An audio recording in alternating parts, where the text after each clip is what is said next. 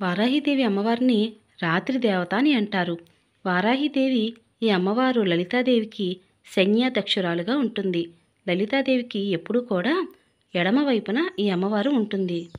పూర్వం హిరణ్యాక్షుడు అనే రాక్షసుడి నుండి రక్షించటానికి వరాహస్వామి రూపం పొంది ఎలాగైతే రక్షించాడో అలాగే భూమిని రాక్షసుల నుండి రక్షించటానికి పొందిన రూపమే వారాహిదేవి. అమ్మవారు నల్లని కాంతితో, వరాహ రూపంతో, శంఖం, చక్రం, నాగలి గుణపంతో భక్తులకు దర్శనమిస్తుంది. గుర్రం, సింహం, పాము, దున్నపోతు, గేదె ఇవే అమ్మవారి వాహనాలు. వీటి మీద అమ్మవారు నిత్యం సంచరిస్తూ ఉంటారు. వారాహిదేవి అమ్మవారిని పూజించటం వలన భరించలేని కష్టాల నుండి అమ్మవారు కాపాడి గట్టెక్కిస్తుంది. భూ సంబంధిత వివాదాలలో ఉన్నవారికి, కోర్టు కచేరీలలో ఇబ్బంది పడుతున్న వారికి, ఇంకా రియల్ ఎస్టేట్లో గొడవల్లో ఉన్నవారికి అమ్మ సమస్యల నుంచి బయటపడే దారిని చూపిస్తుంది. ఇతర ఏ సమస్యల నుంచి అయినా సరే బయటపడవచ్చు. అంటే చేతబడులు, డిప్రెషన్, బ్లాక్ మ్యాజిక్ ప్రయోగించి ఉన్నవారు వారాహిదేవి అమ్మవారిని ఆరాధన చేయటం వలన వాటి నుండి కూడా బయటపడతారు. భయంకరమైన ఆరోగ్య సమస్యలతో ఇబ్బంది పడుతున్నా తప్పనిసరిగా అమ్మవారిని ఆరాధించి ఎటువంటి రోగాల నుండైనా బయటపడే పరిష్కారం అమ్మ చూపిస్తుంది. ఎందుకంటే అమ్మవారి రథంలో ధన్వంతరి, అశ్విని దేవతలు ఉంటారు. వారందరి యొక్క కరుణా కటాక్ష వీక్షణాల వలన అమ్మ ఆరోగ్యాన్ని ప్రసాదిస్తుంది. వారాహి అమ్మవారి కథను పురాణాల్లో అనేక విధాలుగా వివరించారు.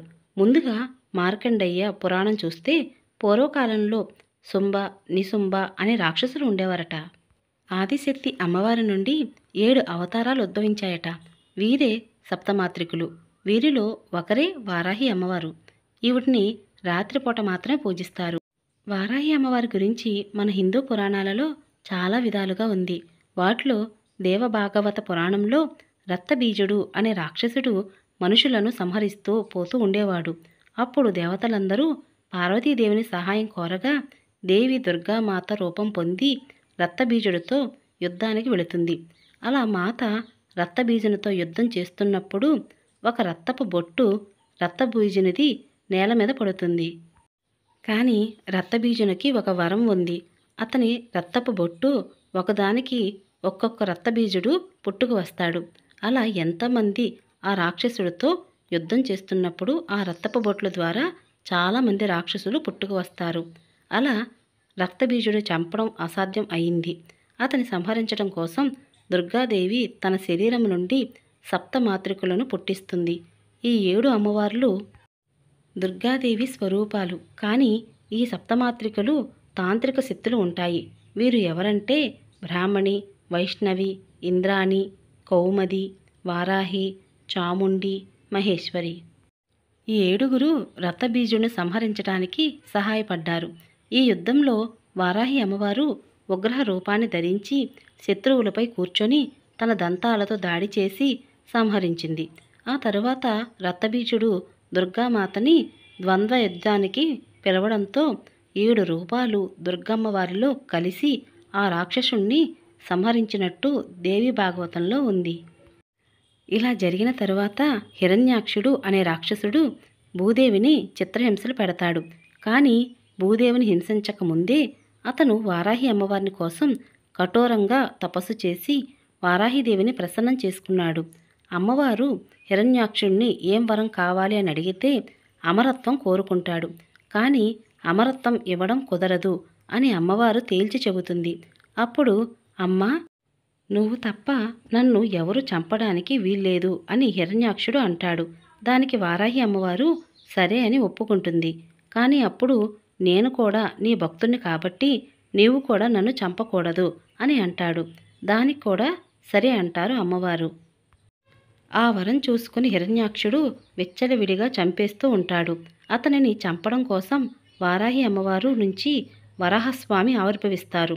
వారాహి అమ్మవారిలో నుంచి వచ్చిన విష్ణు అవతారమే వరాహస్వామి ఉద్భవిస్తాడు.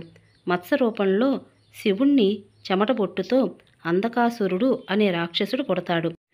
అంధకాసురుడు పెద్దయ్యి రాక్షసులందరికీ అధిపతి అవుతాడు. అప్పుడు దేవతలపై యుద్ధాన్ని మొదలు పెడతాడు. అప్పుడు అంధకాసురుణ్ణి అంతం చేయడం కోసం శివుడు పార్వతీదేవిలో ఉన్న పార్వతీ అమ్మవారిని స్మరించినట్టు ఈ మత్స్య పురాణంలో ఉంది. ఈ పురాణాలతో పాటు వామన పురాణంలో సప్తమాతృకులను దుర్గా అమ్మవారు చండికా రూపం నుండి పుట్టించినట్టు ఉంది. అందులో వారాహి అమ్మవారు మాత్రం చండిక యొక్క వీపు నుండి పుట్టించినట్టు ఉంది. అయితే ఈ గ్రంథంలో అమ్మవారు ప్రతిసారి శత్రు వినాశనాన్ని, సేనలకి ఆధిపత్యం వహించటానికి ఆదిశక్తి స్వరూపమే పార్వతీదేవి. ఎలాగైతే పార్వతీదేవి నుంచి సప్తమాతృకులు వచ్చారో అలాగే శివుడు స్వరూపమైన భైరవుని నుంచి అష్టభైరవులు ఉద్భవించారు. వీరు అష్టదిక్పాలకులను కాపాడుతూ పాలిస్తూ ఉంటారు.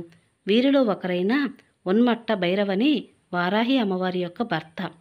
ఇంకా మీకు తేలికగా అర్థమయ్యేలా చెప్పాలి అంటే లలిత సహస్రనామంలో శ్లోకం కీరి చక్ర రథారూఢ దండనాద పురస్కృత జ్వాలా మాలిని కాక్షిప్త వాహిని ప్రాకార మధ్యక.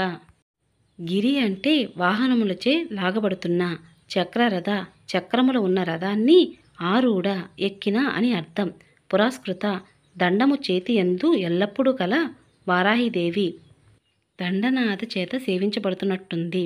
విసృక ప్రాణహరణ వారాహి వీర్యనందిత కామేశ్వర ముఖాలోక కల్పిత శ్రీ గణేశ్వర.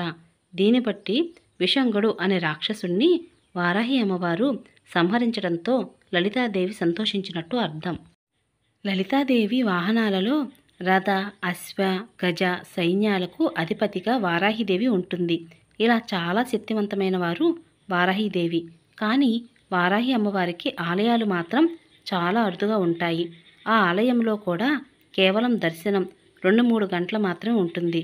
అది కూడా రాత్రిపూట లేదా తెల్లవారుజామున మాత్రమే ఉంటుంది. ఎందుకంటే మిగిలిన సమయం అమ్మవారు గ్రామ సంచారం చేస్తూ దుష్టశక్తులను సంహరిస్తూ ఉంటారు. ఇంకా ఆఖరిగా కాశీలోని ఉగ్రవారాహి అమ్మవారి గురించి చెప్తాను. ఆ ఆలయంలో అమ్మవారి విగ్రహం పాతాళంలో ఉంటుంది. విగ్రహం కూడా చాలా పెద్దది. అక్కడ అమ్మవారి భక్తులు నేరుగా చూడడానికి కుదరదు. కేవలం 2 లేదా 3 గంటలలో మూసేస్తారు. ఆ సమయంలో కూడా అమ్మవారిని చూడడానికి 2 రంధ్రాలలో ఆలయం వారు ఏర్పాటు చేశారు. ఆ 2 రంధ్రాలలోంచి అమ్మవారిని చూసి దర్శించుకోవాలి. ఈ విధంగా కాశీ ఉగ్ర వారాహి అమ్మవారిని దర్శించుకోవాలి. అయితే ఆ ఆలయంలో జరిగిన ఒక సంఘటన గురించి మీ అందరికీ ఇప్పుడు చెప్తాను. అది ఏమిటి అంటే ఎప్పుడు అమ్మవారి దగ్గరికి నేరుగా దర్శించుకోవడానికి ఎవరిని వెళ్ళనివ్వరు. కానీ ఒక నూతన జంట మాత్రం అమ్మవారిని నేరుగా దర్శించుకోవాలి అని గొడవ పడతారు అర్చకుడితో. అప్పటికప్పుడు అర్చకుడు కూడా వద్దు వద్దని వారించినప్పటికీ కూడా అమ్మవారి విగ్రహ రూపాన్ని మేమే తట్టుకోలేం అని అక్కడ ఉన్నటువంటి అర్చకుడు చెబుతాడు. కానీ వారు వినరు. అప్పుడు వారు అమ్మవారి దగ్గరికి వెళ్ళిన కొన్ని క్షణాల్లోనే వారు మరణిస్తారు. ఇదంతా కూడా ఆ గుడిలో జరిగిన ఒక సంఘటన. ఈ సంఘటన గురించి అక్కడ ఉన్నటువంటి అర్చకుడే అందరికీ చెప్తూ ఉంటారు. కాబట్టి నేరుగా ఉగ్రహ వారాహి అమ్మవారిని దర్శించుకోవడానికి ఎవరూ ధైర్యం చేయరు. అందుకనే అమ్మవారిని ఎప్పుడూ కూడా ఉగ్ర రూపంలో ఉన్న అమ్మవారిని దూరం నుండి ఇలా కాశీలో రంధ్రాల నుంచి దర్శించుకోవాలి. వారాహిదేవి అమ్మవారిని పూజించటం వలన సంపన్నమైన జీవితం లభిస్తుంది. జీవితంలో ఎదురయ్యే కష్టాలను ఎదుర్కొని నిలదొక్కుకోవటానికి అమ్మవారు కొండంత ధైర్యాన్ని, స్థైర్యాన్ని ఇచ్చే అమ్మను పూజించే సమయం కూడా ఆసన్నమైంది. జై వారాహి.